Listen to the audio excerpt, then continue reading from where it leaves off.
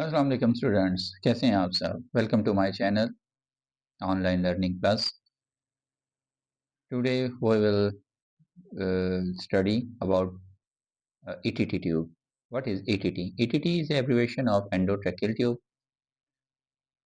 Uses of endotracheal tube. Endotracheal tube जो है वो हम जनरल सर्जरी में एनेस्थीसिया के लिए या पेशेंट का एयरवे सिक्योर करने के लिए इस्तेमाल करते हैं। मैं इसकी आपको डिटेल भी बताता हूँ। पहले मैं आपको दिखाता हूँ कि ETT होती क्या है, कितनी टाइप की होती है, इनके साइजेस क्या होते हैं। तो ये हमारे सामने जो पड़ी हुई हैं ये 2.5 से लेकर 8 तक मुख्तलिफ साइज की ETT पड़ी हुई है। ये जो मेरे हाथ में ETT है ये आप देख रहे हैं, इसे कहते हैं cuff with cuff, ETT with cuff. ये इसका कफ है जो इन्फ्लेट हो जाता है। ये अडल्ट में यूज होती हैं। बच्चों में ज्यादातर नॉन कफ होती हैं जो 2.5 से लेकर, इसका जो साइज है वो 2.5 से लेकर 8 तक होता है। और बच्चों में 2.5, 3, 3.5, किड्स में, न्यूनेट्स में यही साइजेस यूज होते हैं। ये नॉन कफ होती हैं। ये देखें, इसके ऊपर कोई वो नहीं बना हुआ, इन्फ्लेट करने के लिए इसको कुछ नहीं है। तो ये नॉन कफ ETT ट्यूब है, इसको कहते हैं। इधर से ये कनेक्टर है इसका जो ऑक्सीजन से कनेक्ट हो जाता है, ठीक है। और ये जो है विद कफ है, इसको हम इन्फ्लेट कर देते हैं एयर डाल के एयरवे को सिक्योर करने के लिए, और ये इसका कनेक्टर है। इसी तरह से 8 तक नंबर तक इसके साइजेस होते हैं, ठीक है। 2.5 से लेकर ये एयरवे सिक्योर करने के लिए होती है। इसके की यूजेस जो हैं वो मैं आपको बता देता हूँ। वेंटिलेशन के लिए, एनेस्थीसिया डिलीवरी के लिए, और एयरवे की प्रोटेक्शन के लिए ये यूज़ होती है। रेस्पिरेटरी सपोर्ट के लिए, एयरवे की मैनेजमेंट के लिए, और चाहिए कब होती है? एनेस्थीसिया में जब ऑपरेशन थिएटर में किसी मरीज की सर्जरी करनी होती है किसी भी किस्म की, तो उसके लिए जो जनरल एनेस्थीसिया देते हैं उसमें ये ETT ट्यूब को बाय माउथ या बाय नोज इसको ट्रेकिया में इसको इंसर्ट किया जाता है, जिसके ज़रिए फिर मरीज को ब्रीदिंग दी जाती है, या ज़रूरी गैसेस जो हैं ऑक्सीजन और उसके साथ एनेस्थेटिक ड्रग्स जो हैं वो दी जाती हैं, ठीक है।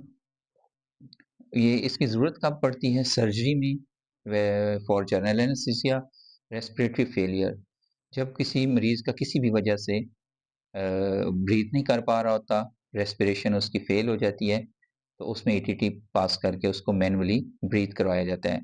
लॉस ऑफ कॉन्शियसनेस, जब बंदा कोई अपने होश खो बैठता है, अनकॉन्शियस हो जाता है, बेहोश हो जाता है किसी भी वजह से, किसी स्ट्रोक की वजह से, किसी इंजरी की वजह से, तो उसमें भी ETT पास की जाती है।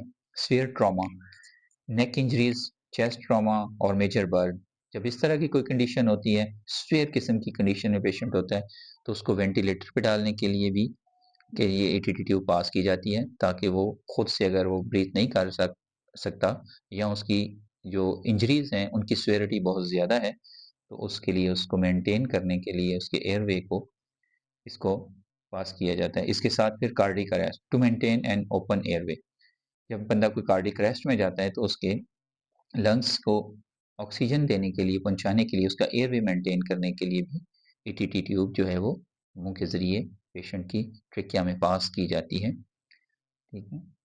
ये काम कैसे करती है? How it works? A flexible tube is inserted through the mouth into the trachea, mouth या नाक के जरिए ये जो एक फ्लेक्सिबल ट्यूब होती है ये डाली जाती है, और फिर इसको इन्फ्लेट करके इसका कफ जो है वो लॉक कर दिया जाता है, जिससे एयरवे सिक्योर हो जाता है, और इसको वेंटिलेटर से या ब्रीदिंग मशीन से या एनेस्थीसिया मशीन से इसको अटैच कर दिया जाता है।